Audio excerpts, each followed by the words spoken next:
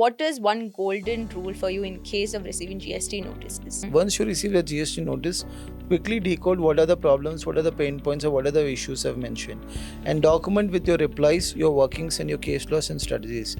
What kind of notices are businesses actually dealing with? So you might get 4 to 5 different kinds of notices, and you might get notice under section 73 and 74. Okay.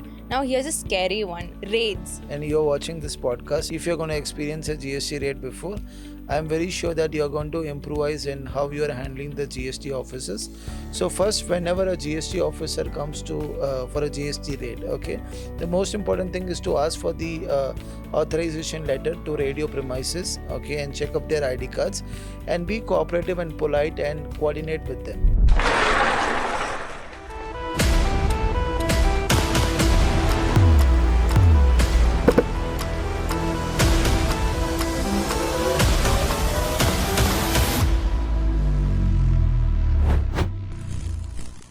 Welcome back to another episode of Inside GST. Today we are tackling something that most businesses fear, GST notices. Sometimes they can be routine, the other times they can be serious and even lead to raids. And that's exactly where a seasoned chartered accountant like Dhiraj Kanted comes in. Hello Dhiraj, welcome to the show. Yeah, hi Annette. Thank you for having me in the show. Of course. So yeah, whenever somebody hears the word GST notice, so their heart starts beating high. Okay, but if you see 7 of the 10 notices what they receive are very much procedural, and it is a not a serious notice one. So whenever you receive a GST notice, the most important thing we have to do is to respond on time and stick to the timelines which the government has prescribed for yourself. Okay, so not all GST notices are very serious, so you have to evaluate and you have to have a proper expert guidance to work it upon best for you. Got it. Dhiraj, you mentioned that 7 out of 10 notices are probably nothing. Then why do businesses panic so much when they hear the word notice? Yeah, because the cost to fear is very high. Okay, so if you flunk in responding and if you don't handle the notice correctly, then you're going to pay 18% interest, and your penalty can go all the way up to 100% penalty. Got Okay, it. so GST is not like income tax where you are paying tax on your profits. You're paying tax on your turnover. Okay, and you when you misclassify it on or one misreply can indulge you in heavy penalties and interest, and it can even also lead to bankruptcy or closure of business. So GST is like a fire, so you have to handle it very carefully to cook your food in a proper way. Got it. Now let's start simple. What kind of notices are businesses actually dealing with? Yeah, so you might get 4 to 5 different kinds of notices. So the common procedural ones are GST 03A for non-filing of returns, or you might get GST SMT 10 where an assessment has been piled up for your businesses. Okay, and you might get notice under section 73 and 74. Okay, so you'll get section when you get notice under section 73. So it's for like mismatches or ITC wrong claims and things like that. So wherein the penalty provisions are much more lighter. Okay, and if you see the notice in which you'll receive is DRC 01, and 74 you will receive when there's a fraud or misrepresentation or evasion of tax, you'll get a section 74 notice. Okay, so what are the timelines for this notices? So in case of routine notices, you will get as and when there is a non-compliance. Example for GSTR 3A and things like that. But for 73 notice, the timeline to be issued is maximum 3 years from the date of filing of annual return. That means the notice should be issued like 2 years and 7 months from the date of your annual filing of annual return, and the last date to pass the order is 3 years from the date of your annual return. Okay, so beyond 3 years you will not get a section 73 notice, and beyond 5 years you will not get a section 74 notice. So 74 notice is where it was fraud, willful misrepresentation or evasion of tax. Okay, so the last day to issue a show cause notice for your business is 4.5 years, 4 years, 6 years from the date of filing of annual return, and the due date to give the order is 5 years from the date of annual return. So if you see for 17, 18, 19, you cannot receive any 74 notices further. Yeah, so your GST numbers has been monitored by two departments. Okay, either the central department or the state division. Both of them can administer your GST. So we'll have to check which is your jurisdictional office in administration of your GST, whether center department or state department. Irrespective of your jurisdiction, the GST department has three structured authority for managing the GST compliances.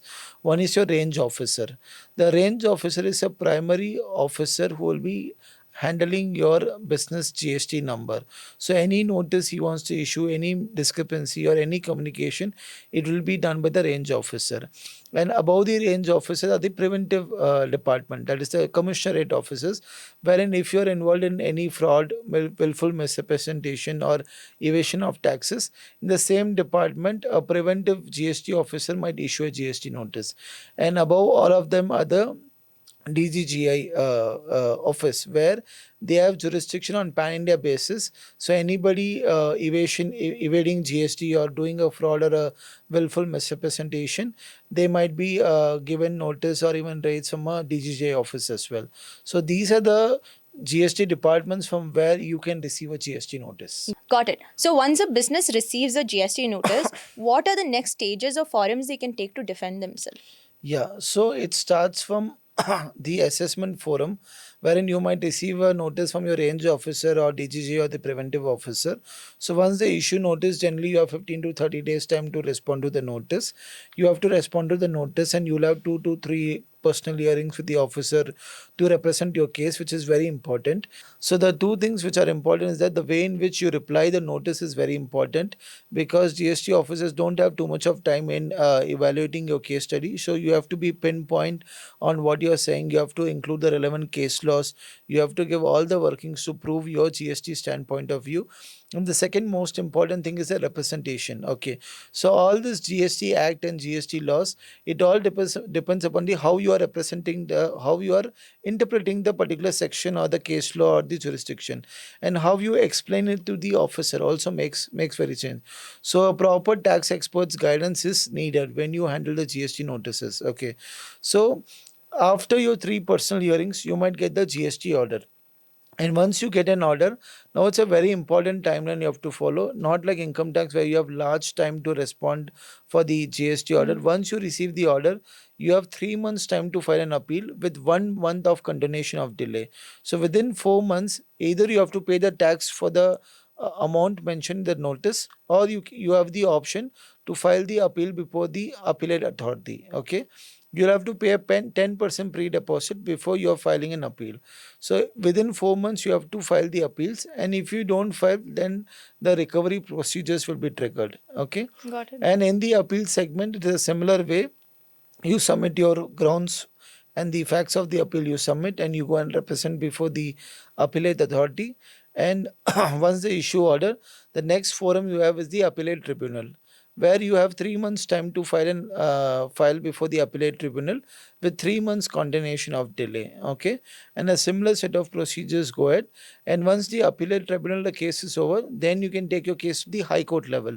So at high court and supreme court level, only the only the cases which are questioning the law can be taken. Not every Tom, Dick, and Harry can be taken. If your case is questioning the law or the intention of a particular section or a provision, such cases can be taken to High Court or Supreme Court. Okay, so the timeline to file the case in High Court is 6 months from the date of getting an appellate tribunal order, and with the continuation can be extended depending upon your merit of your case. Okay, Okay, got it. so these are the jurisdiction where you can take up your case.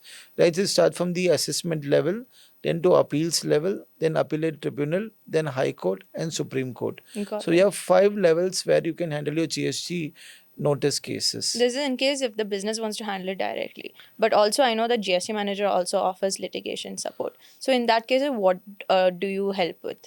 Yeah, so we have packages curated for different levels of GST notices. So right from assessment level till the appeals, till the appellate tribunal, the High Court, Supreme Court, at all levels we handle the GST notice and cases. So we have packages curated which will include case strategies, legal drafting, representation of your case, Representation. strategic connections. So end-to-end follow-up and closure of a case. We take care, and businesses once receive a GST notice, they can just forward it to GST Manager, and we take care of rest of the things. Got it. Now we know how businesses can defend themselves. Now, what happens if a business ignores the notice? That is going to be a nightmare because the provisions have been changed very drastically. So previously, if you see in income tax, even if you get an order, the recovery procedures were very slow. Now, just 3 months past of your GST order, if you have not filed an appeal, immediately a letter goes to the bank to freeze your bank accounts. Immediately a letter goes to the your municipality to freeze your properties, to seal your properties, and your shares, your debentures, whatever you have it on the record, everything is going to be freeze for recovery procedures. So it is better to file the replies on time or pay the taxes, because time is a very important factor. And the second important factor which you have to choose, which you have to choose, is that if your timeline to file an appeal is over, next what to be done if you have crossed the due date. A simple thing, you have to go to High Court to file a writ petition to get the matters remanded back, that because of so and so issues you are not able to file it on time. And then that will give you some more time to again come back to the lower authority and fight your case again. Got it. I don't think that's definitely not a risk that business should take. You talked about the cost of ignoring a notice. Now, what is the financial cost of ignoring a notice? Yeah, so the financial cost always involves the tax component, the interest component, and the penalty component. So if you voluntarily go and pay tax before receiving a 73 notice, you have to just pay the tax and the interest amount. The penalty amount gets waived out. If it is a 74 notice and you voluntarily pay before receiving a notice, then it will be tax amount plus interest amount plus 15% penalty. Okay, and once you receive a section 73 notice, and if you're paying before the order or at the time of the order, the penalty is 10% of the tax amount. The interest and the tax amount remains the same. But for 74 notice, if you have received a notice and the order is pending, the penalty amount is 15 percentage, and once the order is passed, it ranges from 25 to 50 percentage. And once a 74 order is passed, then you might have to pay up to 100% of penalty. So the earlier you pay, the better it is, the better reduction in the legal cost, I could say. Okay, got it.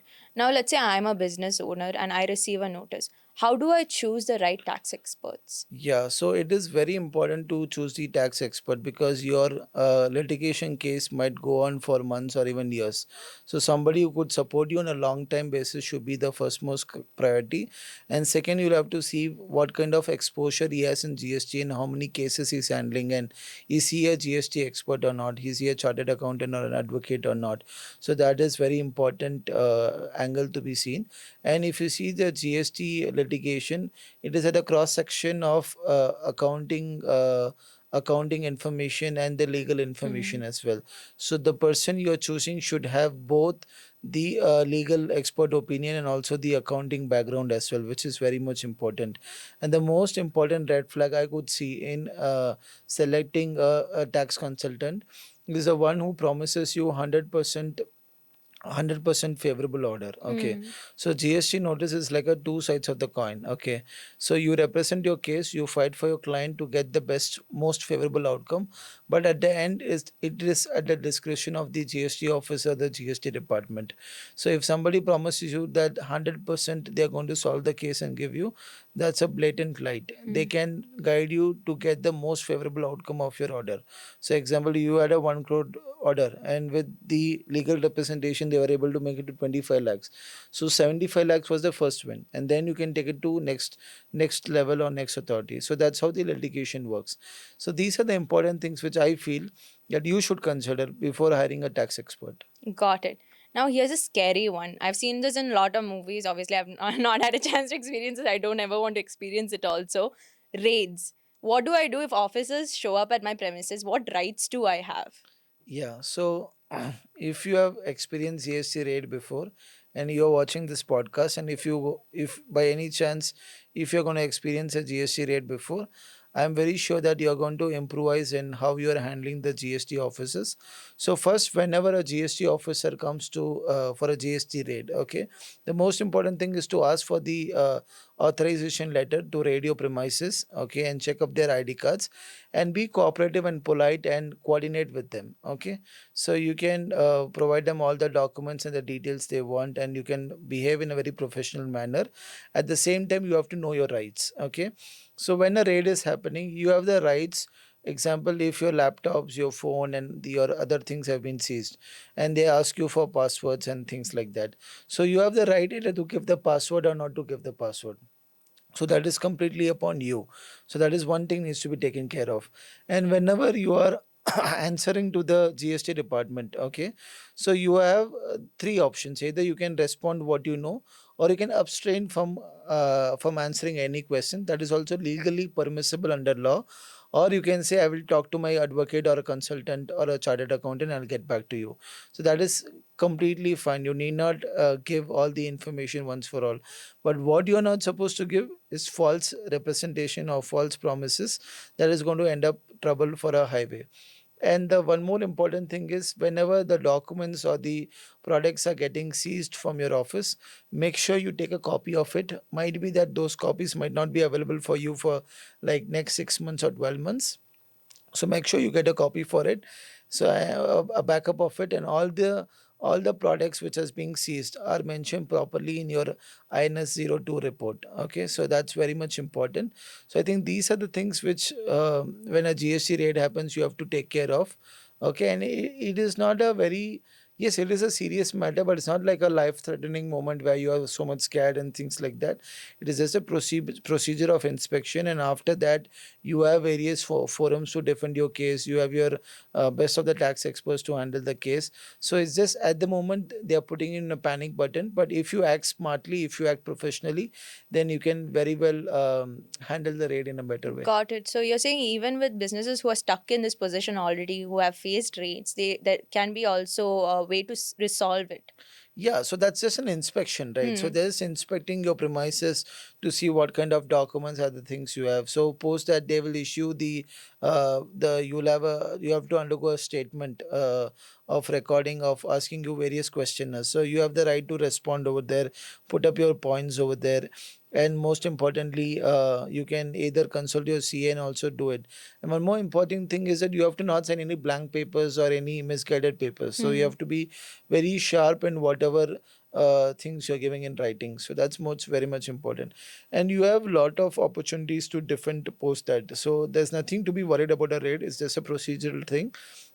And once the procedures are done, then you can call up your lawyers and your chartered accountants or GST manager to defend your case. Got it. So finally, as a seasoned chartered accountant and a GST expert, what is one golden rule for you in case of receiving GST notices? Once you receive the GST notice, quickly decode what are the problems, what are the pain points, or what are the issues I've mentioned, and document with your replies, your workings, and your case laws and strategies, and deliver it on time. It is very much important to you find a tax expert or a business person who delivers the notice, replies, and everything's on time.